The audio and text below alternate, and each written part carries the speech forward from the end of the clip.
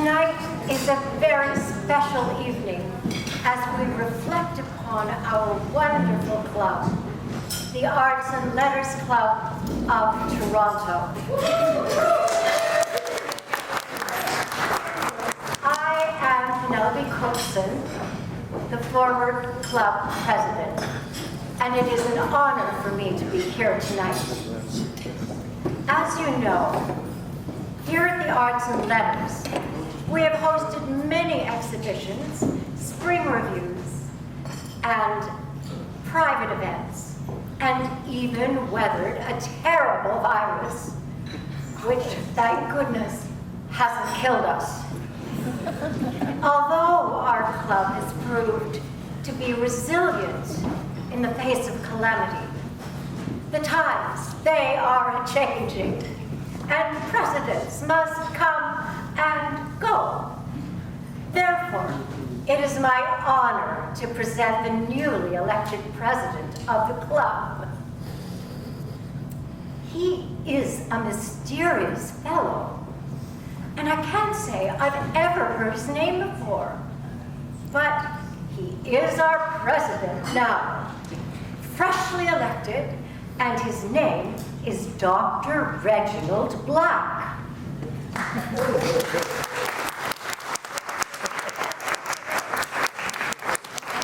of course, it is an honor to reveal the presidential portrait, painted by our illustrious veteran of the arts, Colonel Cordelia Mustard.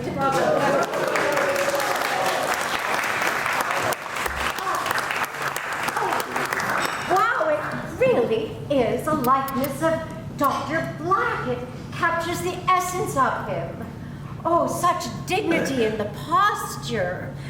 You can see the benevolence in the eyes, contemplating astute wisdom and graceful philanthropy. Yes, it really does look like Dr. Black.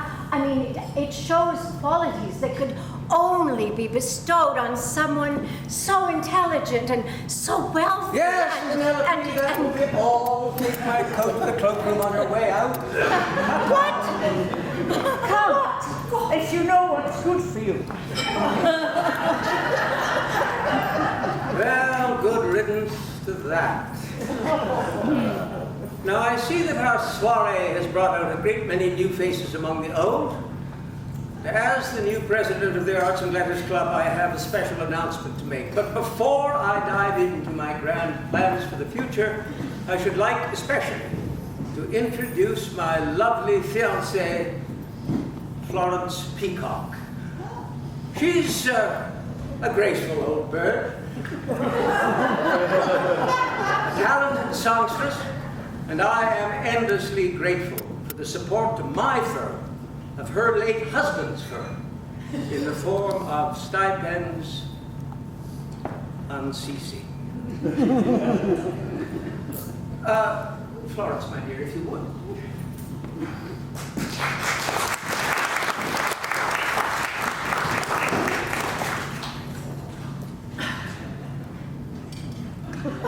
Ever since my late husband died tragically from a suspicious case of COVID-19, I never thought I'd have a song to sing again. But then Reginald Black renewed my spirits, not just for the salvation of the Arts and Letters Club, but for me to dare living again. To have the courage to step back into the concert hall and remember what it was like to be adored.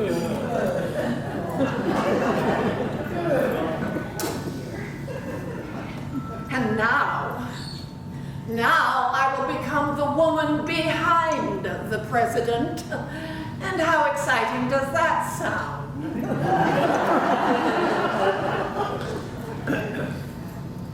As you know, I do have an influential voice around here. And as for my poor Harold, what is that old song? We'll meet again, don't know where, don't know where. Yes, very lovely, my dear. But I'm not done yet. Now, not to mince words any further, I wish to announce that my first action as the new president of the Arts and Letters Club will be to shut the club down for good.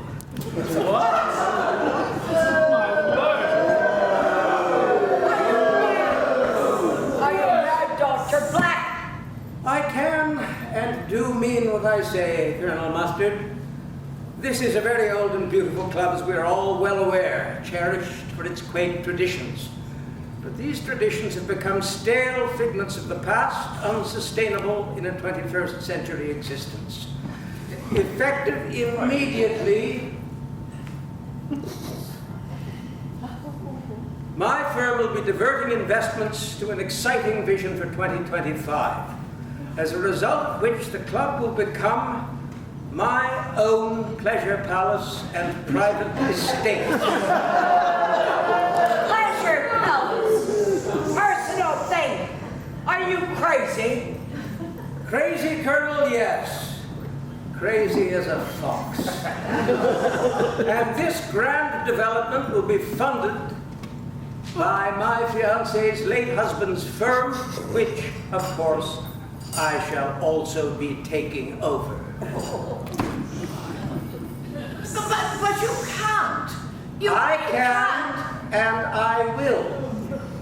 You signed your husband's firm over to me as an act of love, remember, dear?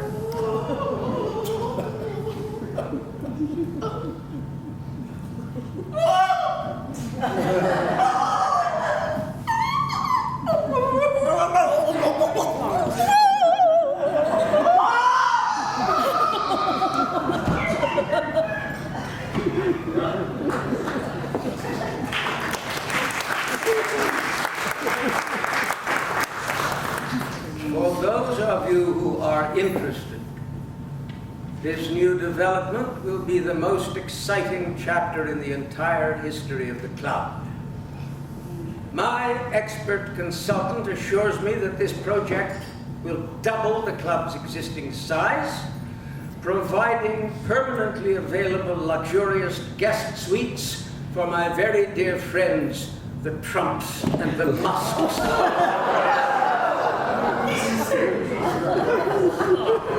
Cutting-edge security protocols will ensure that this club remains forever impervious to zombie invasions and liberals. The studio upstairs will be converted into my own private boudoir and petting zoo. And this useless stage will be destroyed and replaced by an indoor fun park complete with water slide. The stage! You are a monster, Dr. Black. After all the hours I put into the stage committee, you're going to turn it into a personal water slide? Oh, do spare me the waterworks, Miss Scarlet. Your plays have never been anything but a bit of dread. Oh, I've spent hours planning the schedule for 2025 and now this. Well, you certainly wasted all those hours, Miss Scarlet, because there will be no room for your two-bit dinner theater in my new manor. I will see you in hell, Black! In hell! And I will personally stoke the fire. Ha! Oh my God! What tragedy! What tragedy!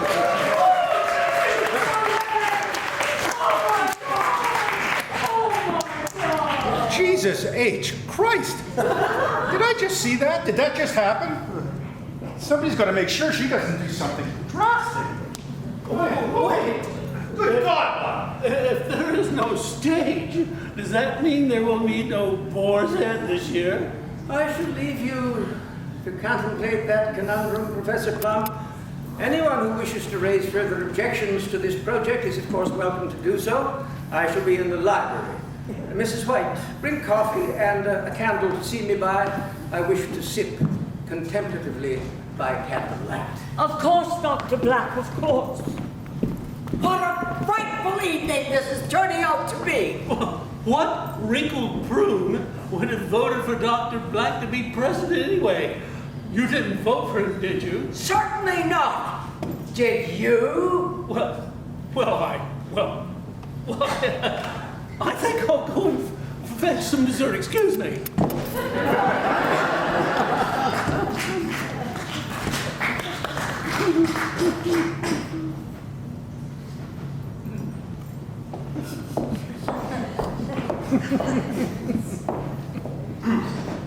Well, that has certainly been an interesting turn of events. Who would have thought that Dr. Black had such dastardly plans for the Cards and Letters Club? Hello, I'm Matthew Chapman. I'll be your host for 2 this evening. A murder is about to be committed here at the Arts and Letters Club, and it'll be your job to figure out who did it, with what, and where in a classic Clue fashion.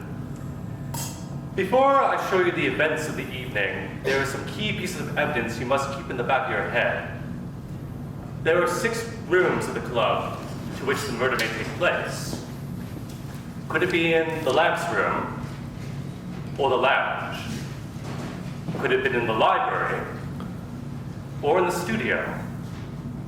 Perhaps the boardroom will be where the fatal deed will take place.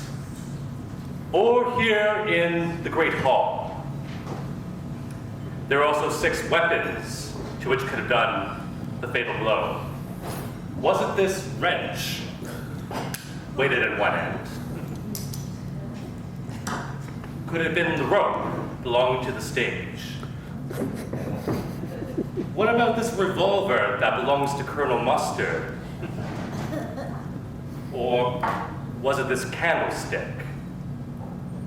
Maybe it was the dagger belonging to Dr. Black. Or the lead pipe. Now, as to the events, we'll be starting with Mr. Green finding Miss Scarlet, who's going to be in quite a state of distress.